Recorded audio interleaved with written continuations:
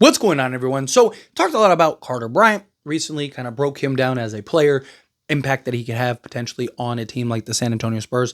But I really want to break down Dylan Harper. I wanted to talk about Carter Bryant first. I know Dylan Harper, he's the big acquisition. He was the number 2 pick, right? He's the sexy name, all of that.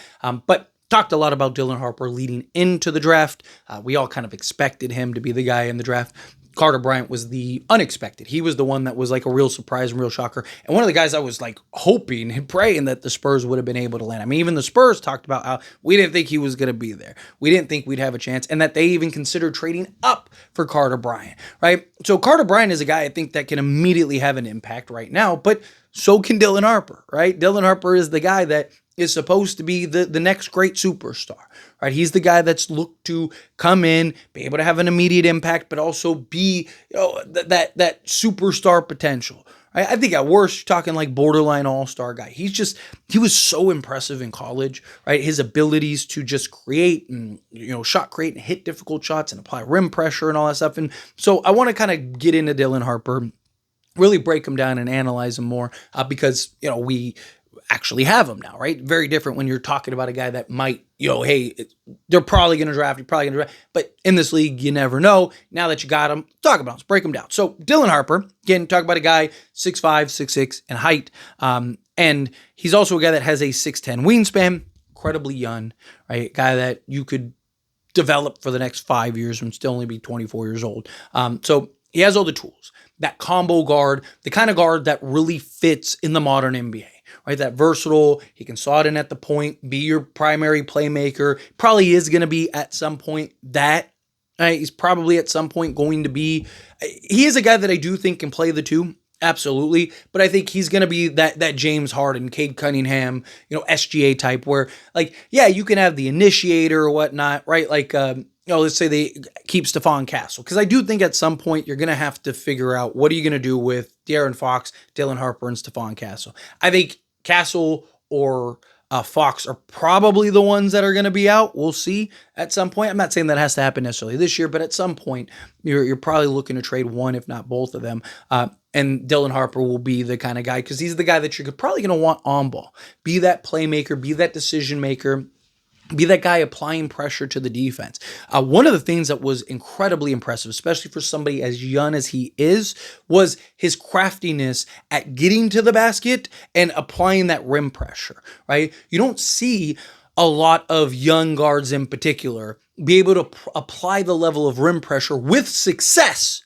Right? You see guys get to the basket all the time, they don't finish, or they get their shot blocked, or they need to kind of learn how to get there and better control at the rim and stuff like that, or they need to learn how to finish better and stuff. Dylan Harper is already like top. Right? He is one of the more impressive just players, period, I've seen be able to do that at the age that he is. Right? Usually you see guys like that kind of get that. Even, guys like SGA and stuff like that, yeah, they apply the rim, but they kind of want to operate in the mid-range more.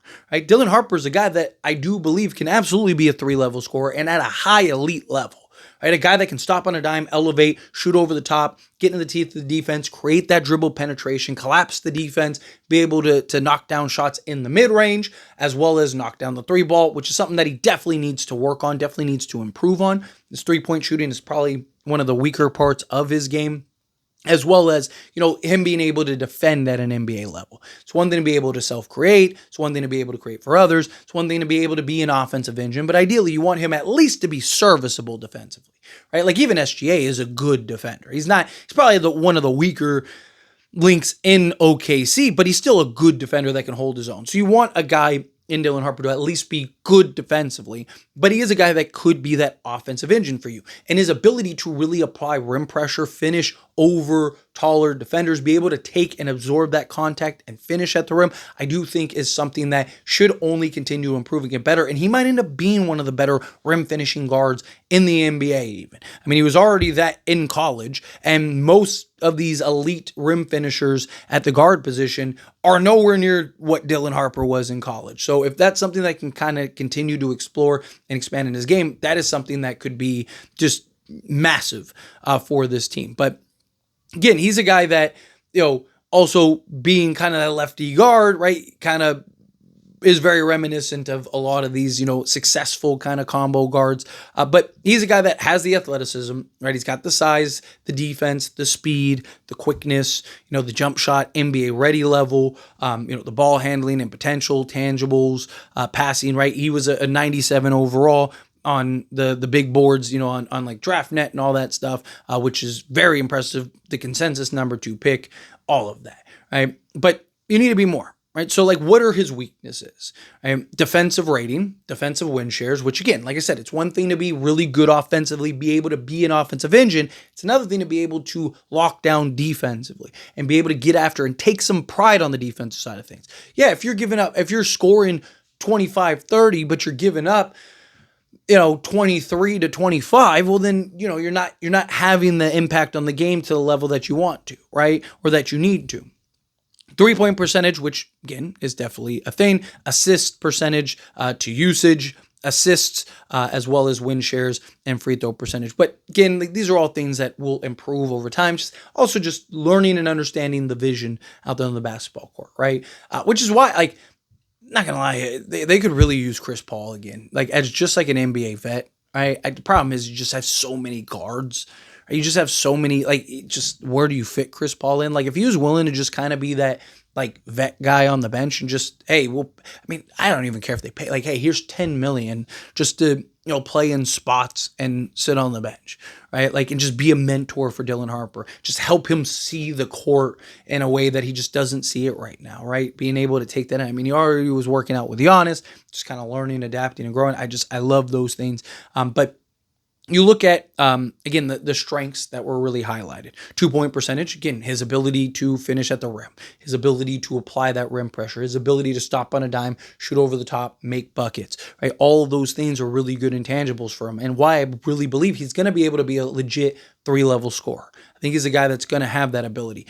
Draft age is a real plus. He's incredibly young, blocks, right? He's able to get after it, got a good nose for that. Field goal percentage, points, EFG percentage, wingspan ratio, offensive BPM, and defensive rebounds. Again, a guy that can be legitimately I could see him being a 25, 6, and 8 guy.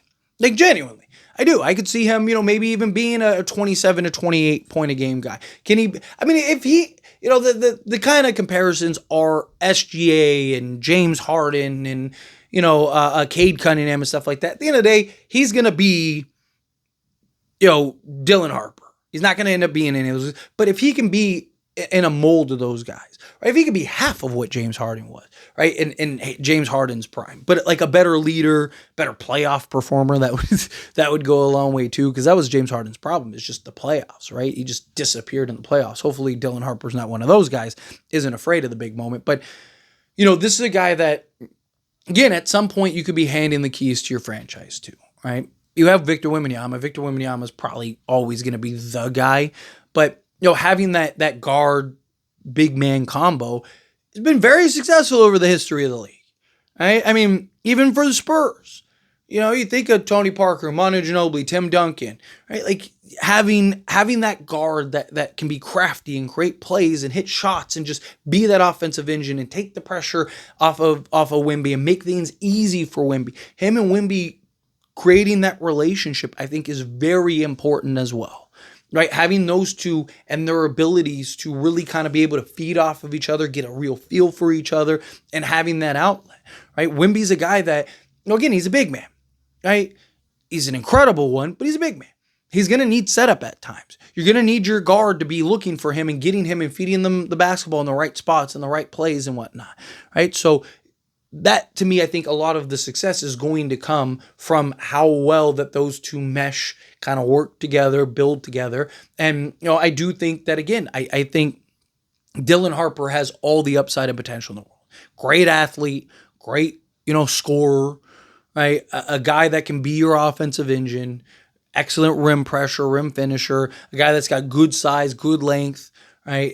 He has all the tools at his disposal to be elite. He has all the tools in his disposal to be, one of the best basketball players in the NBA, right? He has everything he needs. It's just up to him to put in the work, take and grasp the understanding and work hard to be that. You know, it's not just going to come down. You gotta work for it. But I do believe that he'll work, and I'm excited for it. But anyway, as always, this is a discussion, pass question on you. Let me know your thoughts and opinions down in the comments. That being said, if you haven't liked this video, hit that like button. Helps me out as we enjoy these types of videos. Truly appreciate it. Not subscribe channel, hit that subscribe button. Turn on the bell notifications. Appreciate y'all. See you in the next one.